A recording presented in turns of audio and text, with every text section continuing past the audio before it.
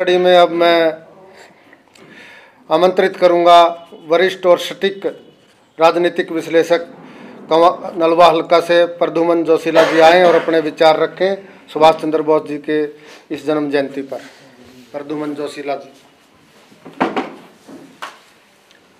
बहुत ही आदरणीय, मान और सम्मान के योग्य, जिनके बुलावे पर आज हम सब यहाँ उपस्थित हैं, गलियारा ट्रस्ट के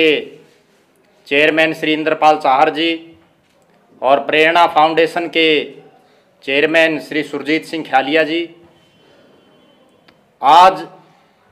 सर्वप्रथम मैं हम सब के ही नहीं बल्कि पूरी दुनिया में जो नेताजी के नाम से मशहूर हुए ऐसे महापुरुष सुभाष चंद्र बोस जी की इस जयंती पर उन्हें अश्रुपूर्ण श्रद्धांजलि देते हुए, नमन करते हुए आज की इस विचार गोष्ठी में उपस्थित मुख्य वक्ता के तौर पर प्रदेश में भारतीय जनता पार्टी के बहुत बड़े नेता और आप सबके जाने पहचाने, जिन्होंने अपना तमाम जीवन इस क्षेत्र को और इस हरियाणा प्रदेश के लिए समर्पित किया, ऐसी शख्सियत श्री नरेश नैन जी। आज के समारोह के मुख्य अतिथि आपके अपने इसी उकलाना क्षेत्र से संबंध रख रहे जिला परिषद के वार्ड 1 के जिला पार्षद और उकलाना विधानसभा क्षेत्र की भविष्य की एक उम्मीद श्री होशियार सिंह जी सेलवाल, हमारे मध्य कुछ समय पूर्व जो विराजमान थे आदरणीय श्री महाराज जी, अभी मेरे से पहले आपके बीच में जिन्होंने नेताजी सुभाष चंद्र बोस के बारे में आपको बहुत बढ़िया जानकारी दी, आदरणीय रीमन नैन जी, बहुत ही आदरणीय भाई अनूप कुंडू जी, श्री ईश्वर धर्रा जी, मार्केट कमेटी के पूर्व चेयरमैन श्री धर्मवीर मुगलपुरा जी, किसान मोर्चा के बहुत ही मेहनती साथी पदाधिकारी भाई जसवीर दौलतपुर जी और यहाँ उपस्थित तमाम नौजवान साथियों, जैसा कि आप सभी को पता है कि आज 23 जनवरी को हम उस महापुरुष को, उस महान शख्सियत को याद कर रहे हैं जिन्होंने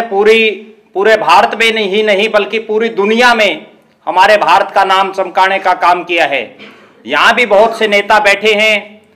और आप भी देख रहे होंगे, लेकिन असली में अगर कोई नेता हुआ है तो वो इस देश में ही नहीं दुनिया में नेताजी सुभाष चंद्र बोस हुए हैं। एक ऐसी शख्सियत जिन्होंने भारत को छोड़ करके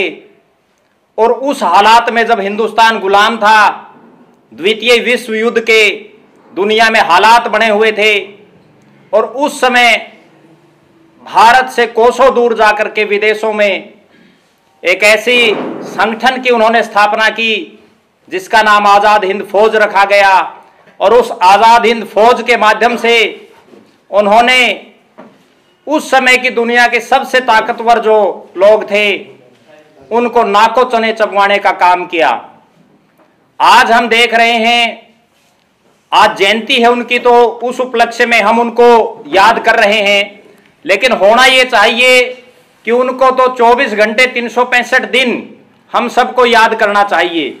वही एकमात्र तो मैं नहीं कहूँगा, क्योंकि उसके साथ साथ शहीद आजम भगत सिंह, रानी लक्ष्मीबाई से शुरू होकर के और एक बहुत लंबा चौड़ा कारवां है जिसमें लाखों गिनती के और अनगिनत, जिनके नाम भी लोगों को नहीं पता हैं, ऐसे महान शख्सियतों की वजह से आज हम खुली हवा में सांस ले रहे हैं। लेकिन मैं एक बहुत बड़ा प्रश्न आपके बीच में छोड़ने के लिए जा रहा हूं। मैं खुद एक स्वतंत्रता सेनानी परिवार से हूं, मेरे 2 दादा आज़ाद हिंद फौज में रहे हैं, इसीलिए मुझे उस पीड़ा का और उस दौर का भी मालूम है जब लोग 6-6, 7-7, 8-8, 10-10 सालों में जो है वापस लौटे थे। अगर सुभाष चंद्र बोस जिंदा होते, जैसा कि उनका एक कहते हैं कि हवाई जहाज की दुर्घटना में उनकी मौत हो गई, जिसके बारे में आज तक कोई साक्ष्य नहीं मौजूद है। और 2023 के इस आधुनिक भारत में भी आज की सरकारें भी नहीं चाहती, चाहे वो पहले की सरकार हो चाहे आज की हो, कि वो किस वजह से दुर्घटनाग्रस्त हुआ, उनकी मौत हुई नहीं हुई, उन सब चीजों पर आज भी पर्दा गिरा हुआ है। लेकिन मैं आपके बीच में एक बहुत बड़ा प्रश्न ये करना चाहता हूं कि अगर सुभाष चंद्र बोस जिंदा होते और वो देश के पहले प्रधानमंत्री होते विधिवत रूप से, 15 अगस्त 1947 को वो देश के प्रधानमंत्री के रूप में शपथ लेते, तो हमारा भारत कैसा होता। बहुत से हो सकता है कुछ एक ऐसे साथी हों जिनकी विचारधारा मुझसे ना मिलती हो, लेकिन फिर भी जैसा मैं समझ पा रहा हूं, अगर सुभाष चंद्र बोस इस देश के प्रधानमंत्री होते पहले 15 अगस्त 1947 को, तो निश्चित रूप से ना तो इस देश का बंटवारा होता, ना ही पाकिस्तान के साथ 1948 में युद्ध होता, ना ही 1962 में चीन के साथ युद्ध होता, और वो इस हिंदुस्तान के जो पहले प्रधानमंत्री बड़े पंडित जवाहरलाल नेहरू जी, उनसे उम्र में भी 10-12 साल छोटे थे। एक युवा प्रधानमंत्री इस देश को मिलता,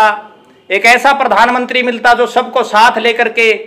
चलता। और सबसे बड़ी खासियत उस प्रधानमंत्री की क्या होती कि उसकी सांगठनिक अक्षमता,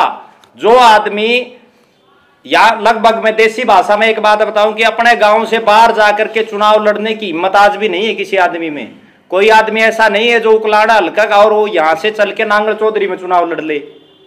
लेकिन जो आदमी भारत का होते हुए उड़ीसा के कटक, एक बहुत ही छोटा सा गांव, एक शहर, उस कटक में जिसने जन्म लिया और जिसने हिंदुस्तान की उस समय की सबसे बड़ी जो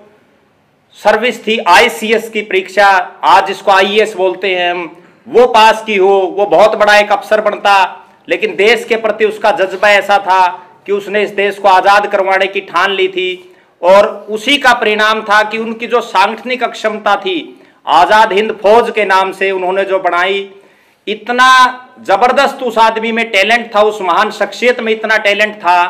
कि अगर वो प्रधानमंत्री होता तो निश्चित रूप से आज जहां भारत 2022-23 में हम देख रहे हैं, ये 2023 का भारत उसी समय 1960-70 के दौर में होता। और एक और बहुत बड़ी बात मैं आपको बताता हूं,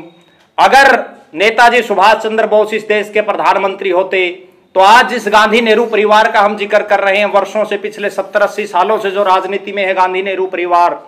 हो सकता है कुछ कांग्रेस के साथी मेरी इस बात से नाराज भी हो जाएं, लेकिन वो इस राजनीतिक सिनेरियो में आपको कहीं नहीं नजर आता। दूसरी बात जो मैं आज आपके बीच में कहना चाहता हूं वो ये है कि आज एक दिन, ठीक है, इंद्रपाल चार जी और सुरजीत ख्यालिया जी ने हम सबको बुला लिया और हमने नेताजी सुभाष चंद्र बोस के बारे में 2-2, 4-4 शब्द सब ने बोल दिए,